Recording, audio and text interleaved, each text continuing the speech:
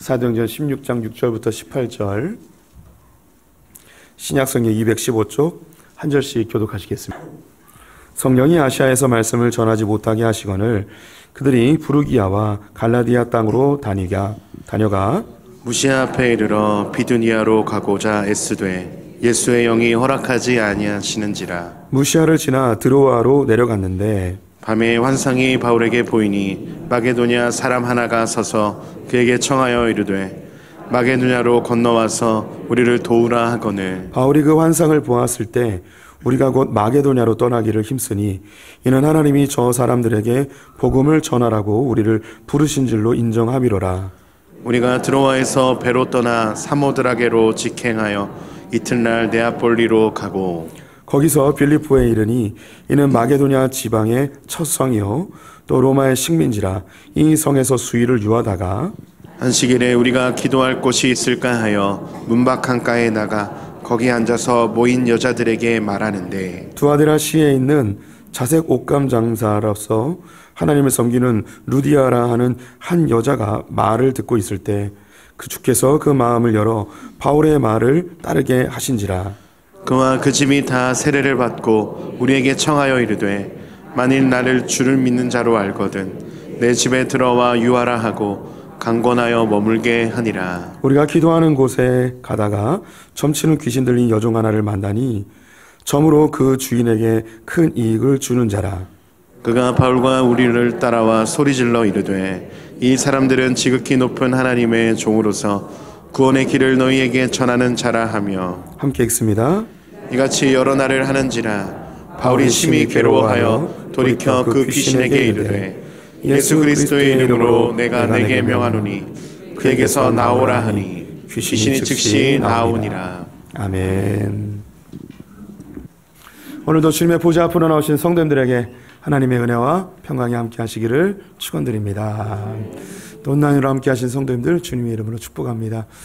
목소리가 잠기었습니다. 감기에 걸렸는데 컨디션 관리를 잘 못하는 저를 책망하여 주십시오. 네, 또 진심으로 그래도 말씀 전할 일을 소망합니다. 또 귀 있는 자는 다 들어주시기 바라고요. 오늘 바울이 마게도냐로 향하는 장면을 함께 살펴보도록 하겠습니다. 우리는 지난 시간에 최초의 이방인 교회인 안디옥 교회에 대해서 함께 살펴보았습니다. 안디옥 교회는 로마 제국에서 세 번째로 큰 도시였는데 다양한 인종, 다양한 종교, 다양한 언어와 민족과 사람들이 함께 모여 살고 있던 대도시였습니다. 이곳에 복음이 증거되어지자 신분과 계급과 인종과 언어와 민족을 뛰어넘어서 하나의 공동체를 이루는 것을 보았지요. 이 사람들에 대해서 안디옥 사람들은 그리스도인이라 부르게 되었는데 이 그리스도인이라는 이 이름 안에는 하나님께서 창세전부터 계획하셨던 모든 경계를 뛰어넘은 인종과 언어와 문화와 장벽을 뛰어넘어 하나님의 나라와 영광을 위해 살아가는 새로운 인류의 탄생이 드디어 이 땅 가운데 선언된 그 현장이었습니다. 안디옥 사람들이 그리스도인이라고 불렀을 때는 그들을 비웃으며 조롱하는 말로 처음에 만들었습니다. 세상이 보기에 그리스도인들은 신분을 뛰어넘고 계층과 문화를 뛰어넘는 어리석어 보이는 집단 같지만 하나님 나라에서는 하나님 나라와 영광을 위해 살아가는 새로운 인류, 새로운 민족의 탄생입니다. 우리 성도님들이 크리스찬으로 불리는 것 굉장히 자부심과 자긍심을 가지셔야 합니다. 어깨 쫙 펴고 크리스찬으로서 멋지게 살아내는 우리 성도님들 되셨으면 좋겠습니다. 이렇게 안디옥 교회가 바나바를 중심으로 성장하고 있었는데요.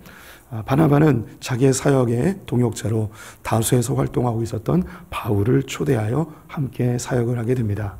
이 안디옥 교회는 이방인 교회로서 이방인 선교에 관심을 갖게 되었고 그 교회의 가장 핵심적인 바나바와 바울을 선교팀으로 파송하게 됩니다.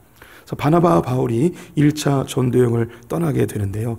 제가 그림으로 보여드리면 초록색 부분이 1차 전도여행하는 지역입니다. 안디옥을 중심으로 구브로, 이고니온, 루스드라 이 지역에서 복음을 전하게 됩니다.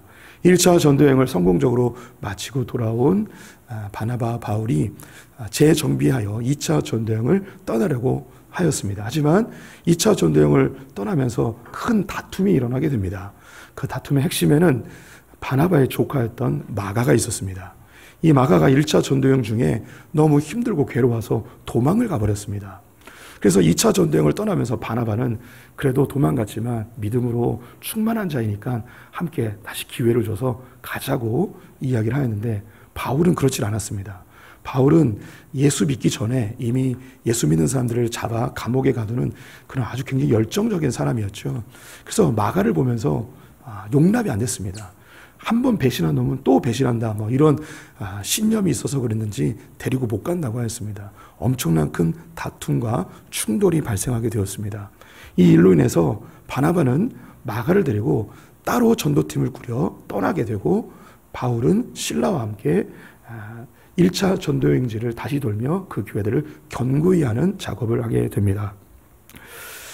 여기서 이제 누가 잘했다 잘못했다 이렇게 말하기는 좀 어려운데, 성경이 참 이제 정직한 게 뭐냐면, 성경은 어떤 성경적 인물을 절대 미화하거나 영웅적으로 만들지 않습니다. 이렇게 이제 뒤에 이제 바울의 사역이 계속 진행되는데, 이런 바나바, 어떻게 보면 자기의 영적인 스승과 같은 바나바와 감정적으로 충돌을 일으켜서 헤어진다. 참 불미스러운 일이고 좀 보기 민망한 장면이라 할 수 있겠습니다. 근데 이것을 그대로 정직하게 기록을 하고 있죠. 이러한 부정적인 모습까지도 성경이 정직하게 이야기하는 것 자체로, 성경은 그 자체로 권위를 충분히 인정받을 수 있다고 생각이 듭니다. 사람은 다 부족합니다. 완전한 사람이 존재하지 않죠. 베드로의 경우 예수님의 수제자인데 그런 예수님을 배반하고 저주하며 떠나버리기까지 하지요. 구약의 최고의 믿음의 사람을 꼽는다면 다윗이 단연 1등일 것입니다. 하지만 성경은 이 다윗이 밧세바를 범한 사건을 빼지 아니하고 그대로 정직하게 기록하는 것을 볼 수 있죠. 이렇게 바나바와 바울이 감정적인 충돌로 따로 전도팀을 꾸려서 사역을 하게 되는데, 결과적으로 보면 두 개로 확장되어진 좋은 모습이기도 합니다. 그래서 이런 걸 가지고 하나님이 이 바나바와 바울의 이 다툼을 계획하셨다, 하나님의 뜻이다, 이렇게 이해하게 버리면 여기에서는 굉장히 심각한 충돌이 생기게 되죠. 여기서는 하나님의 계획이다, 하나님의 예정하심이다, 이런 단어를 쓰면 안 되고요. 하나님께서 이 인간들의 연약함까지도 합력하여 선으로 바꾸셨다, 이렇게 표현을 하는 것이 맞습니다. 이것을 좀 신학적 용어로 하나님의 섭리, 이렇게 이야기를 하는 거죠. 사람들이 죄를 짓거나 연약하거나 부족할지라도 하나님은 당신의 일을 완성하기 위해서 우리의 그 연약함을, 우리의 죄악도, 우리의 실수도 활용하셔서 하나님의 일을 해 나가십니다. 이렇게 갈등 상황 속에서 헤어졌을 때에 여기서 이제 성경에 나와 있지 않지만 바나바가 상당히 많이 양보를 한 것처럼 저는 보여집니다. 바나바는 그 성정이 온유하고 위로하는 사람이잖아요. 그래서 1차 전도여행은 바나바가 주도적으로 행하였습니다. 그래서 자기가 개척한 교회라고 할 수 있겠죠.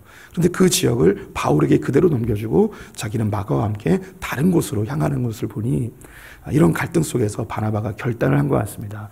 이렇게 충돌하며 서로 갈등하는 것보다는 내가 새로운 전도팀을 꾸리는 것이 훨씬 유익하겠다라고 결정을 하고 이렇게 헤어진 것이 아닌가, 그렇게 저는 조심스럽게 추측을 해보게 됩니다.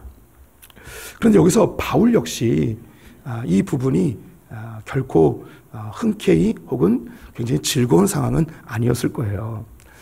자기의 영적인 스승 같은 바나바와 충돌하고 갈등하고 헤어졌는데 내가 괜히 이거 시작했나 하면서 마음에 갈등하고 포기할 수도 있는 부분이지만, 하나님이 이 상황 속에서 무엇을 하기 원하시는지 그것을 오히려 살펴보는 그런 성숙된 그리스도인으로 만들어져 가고 있습니다. 3차 전도여행 때는 디모데에게 이 마가를 다시 데리고 오라는 그런 부탁도 하게 됩니다. 바울 역시 완성된 사람이 아닙니다. 자기가 사역을 하면서 성장해 나가는 모습을 성경은 그려주고 있는 것이죠. 처음엔 혈기로 자기가 원하는 대로 막 전도팀을 꾸리고 싶었는데 나중에 지나니까 마음도 부드러워지고 사람을 이해하는 폭도 넓어지고 하나님 안에서 품을 수 있는 넉넉한 마음도 생긴 것을 볼 수 있습니다. 우리 성도님들이 신앙생활하면서 때로 예수 믿는 게 너무 어렵다, 너무 힘들다 막 이렇게 이야기하는 분들이 있는 반면, 예수 믿는 것은 너무 단순하고 너무 쉬운 겁니다, 이렇게 고백하는 분들도 있습니다. 어떻게 이렇게 좀 차이가 생길까요? 신앙생활이 어렵고 힘들다라고 말하는 분들의 공통점을 찾는다면, 내가 하고자 하는 것을 하나님이 이루어주지 않거나 막으시거나 이럴 때 신앙생활하는 게 참 힘들다라고 느끼는 경우가 있습니다.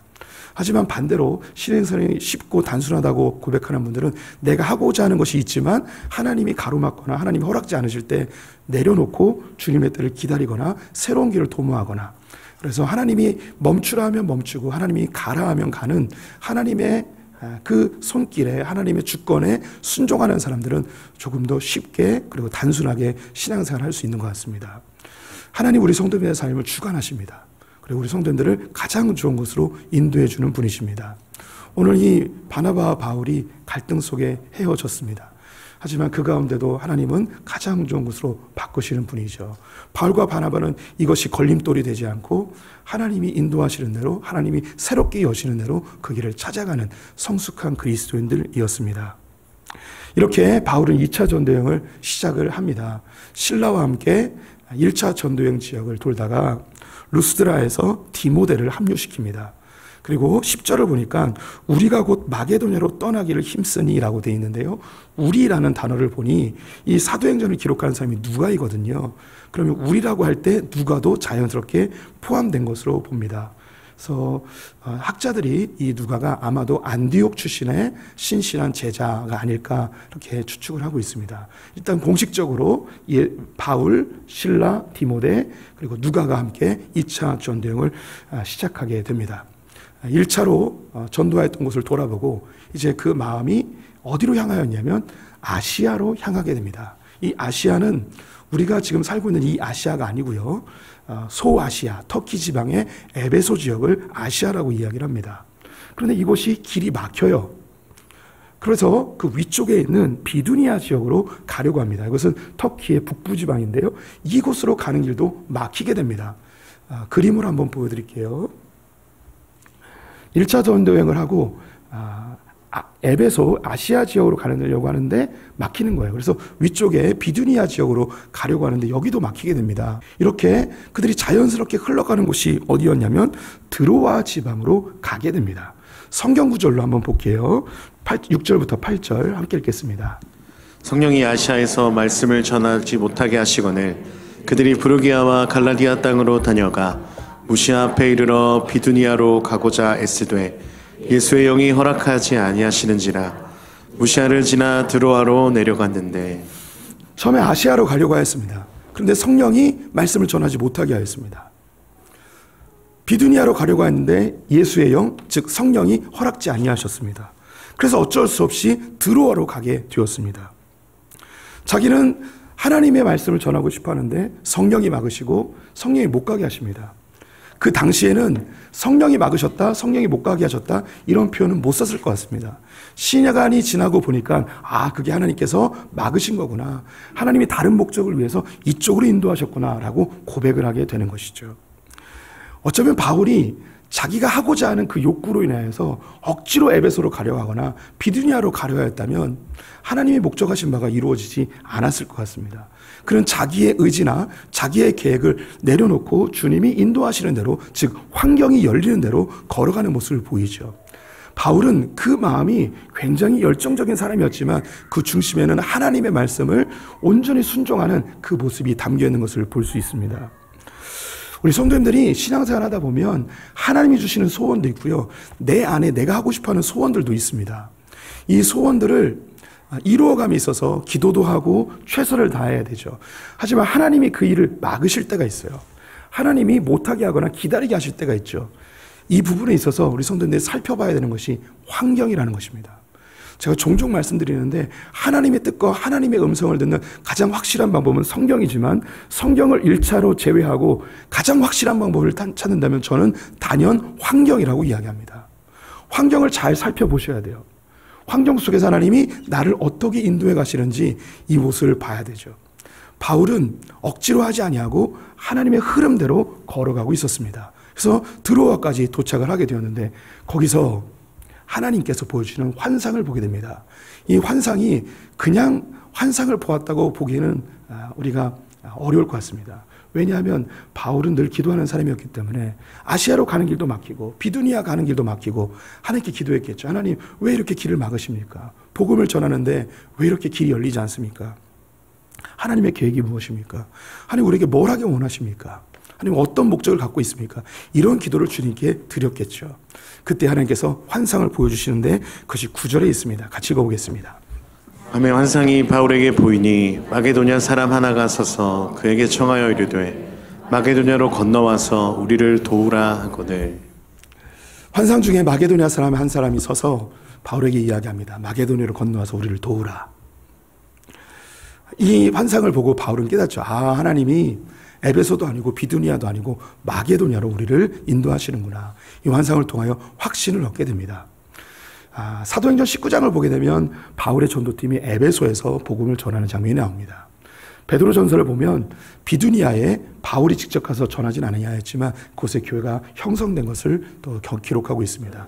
하나님은 각각의 지역에 하나님의 시간표가 있고 계획이 있었던 것 같습니다. 바울에게는 마게도냐를 통하여서 역사하는 새로운 장을 열길 원하셨던 것이죠.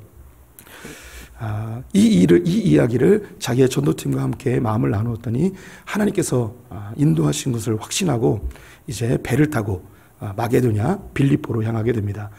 이 그림으로 보여드릴게요. 한 번 더 눌러주시면 드로아에서 빌립보로 향하게 됩니다. 빌립보는 마게도냐 지역에서 가장 큰 도시입니다. 첫째 되는 도시예요. 로마의 식민지였고 동양과 서양이 오고 가는 무역의 요충지였고 군사적 요충지였고 매우 부유한 도시였습니다. 이곳으로 보낸 것이죠. 그럼 왜 하나님께서 이곳으로 보냈는가? 이곳에 하나님께서 2명의 여인을 준비해 놓으셨습니다. 이 2명의 여인은 단순한 여인이 아닙니다. 바울이 독자적으로 전도팀을 하고 첫 번째로 전도하는 것이 선교하는 것이 바로 이 빌립보였는데 복음이 들어갈 때에 나타나는 복음이 새로운 지역에 들어갈 때 나타나는 2가지의 현상에 대해서 보여주는 굉장히 상징적인 메시지가 이 안에 담겨 있습니다. 오늘 이 빌립보에서 2명의 여인을 만나는데 한 명은 자주장사 루디아라는 여인이고 다른 한 명은 귀신 들린 여종을 만나게 됩니다. 빌립보에 도착을 했습니다. 곳에서 안식일 날 이제 회당을 찾아 예배를 드려야 하는데 성경에 나와 있지 않지만 이 빌립보에서 회당을 찾지 못한 것 같습니다. 유대교 출신의 기독교인들이 바울의 전도팀뿐만 아니라 유대교 출신의 기독교인들은 회당에 들려서 같이 예배하며 복음을 나눴던 것을 우리가 알고 있죠. 그런데 이 회당을 찾지 못한 거예요. 빌립보에 회당이 없었는지 아니면 찾지 못하였는지 알 수 없지만 이 바울의 일행은 사람들에게 우리가 이 안식일을 맞이해서 좀 예배하고 기도할 수 있는 공간을 좀 알려달라 이렇게 물은 것 같습니다. 그랬더니 주변 사람들이 저 강가에 가면 기도할 만한 곳이 있다고 이야기해 준 것 같아요. 그래서 그곳에 갔는데 이미 한 무리의 여성들이 그곳에 있었습니다. 이들이 뭐 빨래를 하러 왔는지 물을 기르러 왔는지 정확히 알 수 없지만 아마도 그것이 기도하는 장소였기 때문에 기도하는 여인들이었으리라고 생각이 듭니다. 이들이 기독교는 아니었을 것이고 각자의 신의 이름을 부르며 어떤 그런 명당 같은 거 있잖아요. 뭐 선앙당처럼 그런 좀 효염 있는 그런 곳에서 기도를 하고 있지 않았을까 싶습니다. 이곳에 여인네들이 기도하고 있는데 한 무리의 남자들이 와서 예배하고 기도하는 모습이 이 여인네들에게는 신기했을 것입니다. 그래서 말을 섞기 시작합니다. 어디서 오셨습니까? 왜 오셨습니까? 어느 종교를 믿으십니까? 어떤 신을 믿으십니까? 그 종교의 이야기는 뭡니까? 뭐 이런 이야기를 했겠죠. 근데 이 바울의 전도팀이 예수 그리스도에 대한 복음을 이야기하자 그 여인네들 중에서 한 여인의 가슴에 불이 일기 시작합니다. 그 여인의 이름이 루디아라는 여인입니다. 성경으로 확인해 볼게요. 13절, 14절 함께 읽어보겠습니다. 안식일에 우리가 기도할 곳이 있을까 하여 문밖 강가에 나가 거기 앉아서 모인 여자들에게 말하는데 두아디라시에 있는 자색 옷감 장사로서 하나님을 섬기는 루디아라 하는 한 여자가 말을 듣고 있을 때 주께서 그 마음을 열어 바울의 말을 따르게 하신지라. 이렇게 복음을 전하는데 한 여인의 마음이 뜨거워져서 복음을 받아들이게 됩니다. 그리고 자기의 집들을 개방하여서 빌립보 교회가 루디아의 집에서 만들어지게 되었습니다. 성경은 루디아에 대하여 몇 가지 정보를 알려주고 있는데요. 첫째, 그 사람은 두아디라 사람입니다. 빌립보 사람이 아니라는 거죠. 두아디라는 에베소 근처에 있는 도시예요. 터키에 있는 거고 이 빌립보는 마게도냐에 있습니다. 다른 지역이에요. 그런데 이 빌립보에 이 루디아는 집이 있습니다. 부자라는 거겠죠. 외국에 자기 집이 있는 거예요. 근데 왜 이렇게 부자인가? 그는 자주 옷감 장사입니다. 옷감을 파는데 염색 옷을 파는 거예요. 자주색은요, 고대에서 가장 구하기 힘든 염료 중에 하나입니다. 그래서 이 여인은 거상이에요. 부자예요. 그런데 거기에다가 하나님을 섬기고 있는 여인이었습니다. 어떻게 로마의 여성이 하나님을 섬기게 되었는지 성경은 설명해 주고 있지 않습니다. 하지만 앞에 이방인들이 예수를 믿게 되는 현장들이 있는데 이것을 통해서 이 루디아가 어떻게 하나님을 믿게 되는지 추측해 볼 수 있을 것 같습니다. 사도행전에서 처음 이방 사람이 예수를 믿은 것이 에디오피아 내시이죠. 이 에디오피아 내시는 자기를 거세하면서까지 에디오피아에서 재무장관 위치에 오르며 상당히 부와 권력과 명예를 얻은 사람이었습니다. 근데 이 사람이 여호와를 알고 있었죠. 그래서 예루살렘 성전까지 찾아와 예배를 드리고자 했습니다. 이 에디오피아 내시의 마음속에 어떤 마음이 있었을까? 가장 높은 위치에 가장 큰 돈을 벌었음에도 불구하고 여전히 마음에 공허함과 허탈함이 있습니다. 에디오피아 종교로는 그 마음이 채워지지 않는, 그래서 여호와 하나님, 그분을 믿고 싶은 마음에 예루살렘 성전까지 찾아오게 되었죠. 그가 빌립 집사님을 만나고 예수님을 영접하여 세례를 받게 됩니다. 또 로마의 군대 백부장이었던 고넬료라는 사람이 있습니다. 그 역시 경건하여서 하나님을 믿는 사람이었습니다. 그는 로마의 종교를 믿지 않았습니다. 그는 경건하였습니다. 대부분의 해외 파견되어진 군인들이 음탕하고 방탕한 생활을 살아가는데 이 고넬료만큼은 경건한 삶을 살았습니다. 로마의 종교의 그 음란함에 대하여서 신물이 난 것이죠. 로마의 군인들이 방탕한 생활을 하는 것을 보면서 나는 저렇게 살지 말아야겠다. 근데 내 마음을 지키기 위해서 어떤 신을 섬겨야 되는데 다른 그리스 로마 신이 아니라 유대인들이 믿고 있는 이 경건한 신을 섬기고 싶다. 그 마음이 고넬료에게 있었습니다. 이 고넬료가 베드로를 만나고 성령을 받으며 방언을 하게 되는 역사가 일어나죠. 그렇다면 그 연장선상 속에서 이 루디아가 로마인으로서 큰 부자로서 로마 사회에서 왜 하나님을 믿고 있었을까요? 비슷한 맥락 아닐까 싶습니다. 많은 부자입니다. 또한 오늘날도 여성 사업가가 이 땅에서 살아가는 것 결코 쉽지 않습니다. 고대 1세기의 로마 사회, 남성 위주의 가부장적 사회에서 이 여인이 이런 큰 거상이 되기까지 얼마나 큰 고초들이 있었겠습니까? 로마의 관리들에게 뇌물을 바쳐야 되고 로마의 신들에게 그 음탕한 신전에서 제물을 드려야 되는 그 답답한 마음, 허탈한 마음, 공허한 마음에 그 빈 마음을 채울 수 있는 것이 하나님이라는 생각을 한 것 같습니다. 하나님을 믿었지만 이때의 이 유대교는 율법과 전통에 의하여서 생명 없는 종교였죠. 그런데 이 빌립보 기도하는 곳에서 바울이 이야기하는 이 소리를 듣고 이 루디아의 마음이 뜨거워지기 시작합니다. 그 구약에 있는 모든 율법이 예수 그리스도를 향하고 있다는 것을 알게 됩니다. 구약의 율법을 다 지켜도 구원받지 못하지만 예수 그리스도의 보혈의 공로로 구원받는다는 사실을 알고 그 마음이 뜨거워지기 시작합니다. 구약의 그 모든 약속이 예수 그리스도를 통해서 성취되었다는 이야기를 들으면서 이것이 참된 진리이구나 라고 예수를 영접하여 그 집에서 교회가 탄생하게 되었습니다. 하나님께서 이 바울의 전도팀을 강권적으로 빌립보로 인도해 주셨는데 여기서 첫 번째 만난 여인이 어떤 여인인가? 준비된 여인이었습니다. 진리를 갈망하는 사람이었던 거죠. 복음이 들어가는 곳에는 반드시 진리에 대하여 하나님에 대하여 궁금해하는 사람들이 준비되어 있다는 사실입니다. 우리 성도님들이 혹시 전도를 해본 경험이 있다면 전도할 때 왜 지금 그걸 얘기해 주냐고 하며 안타까워하는 사람들도 있습니다.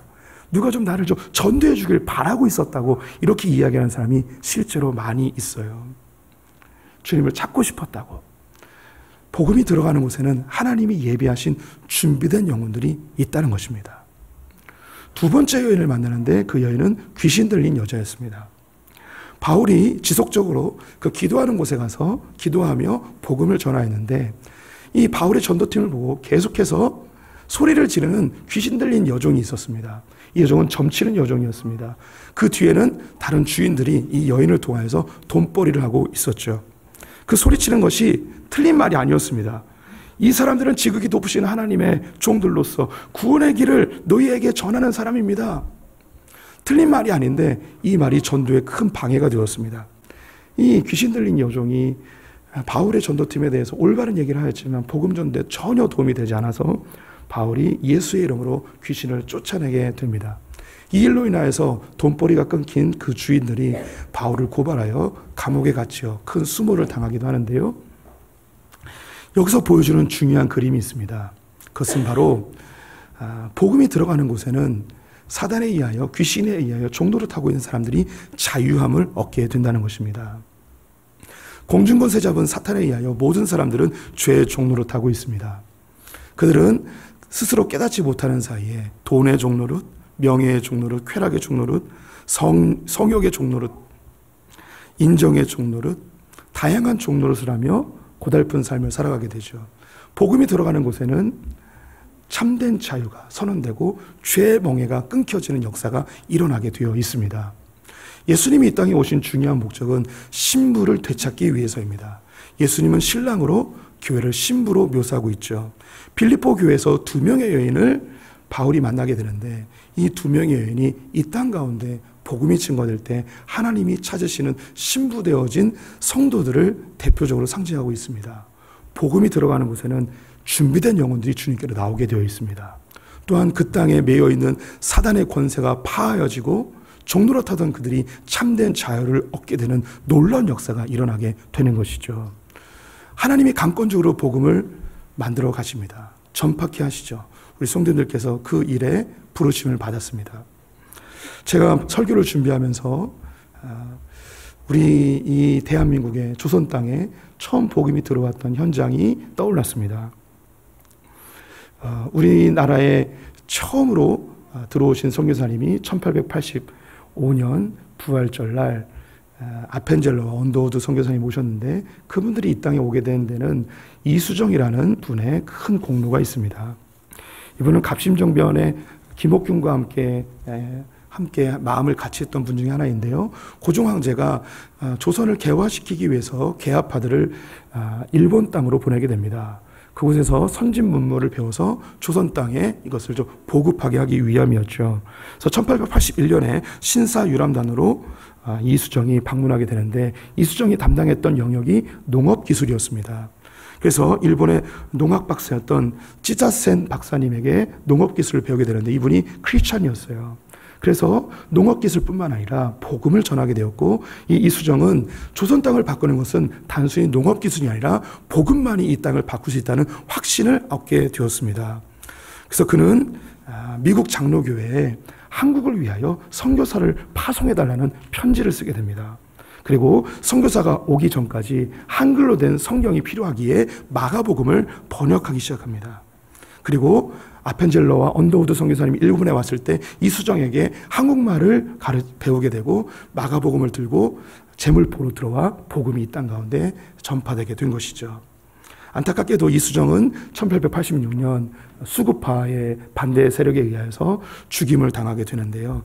이수정이 미국 교회에게 보낸 편지가 지금도 남아 있습니다. 이수정 선생님의 그 편지의 한 단락을 제가 읽어드리겠습니다. 나는 이것이 한국의 복음을 전하는 절호의 기회라고 생각합니다.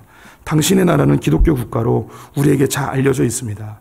그러나 만일 여러분이 우리에게 복음을 전하지 않는다면 나는 다른 민족들이 급히 그들의 교사들을 보내지 않을까 우려하는 바입니다. 그리고 그러한 가르침이 주님의 뜻과는 일치하지 않는 것이 두렵습니다. 비록 나는 영향력이 없는 사람이지만 여러분들이 보내는 선교사들을 돕기 위해 최선을 다할 것입니다. 미국 장로교회에 이 편지를 보냈습니다. 한국을 살릴 수 있는 방법은 복음밖에 없다. 그런데 우리는 복음을 잘 알지 못하기 때문에 선교사를 보내달라. 미국이 기독교 국가이고 기독교 선교사를 우리 가운데 파송해달라.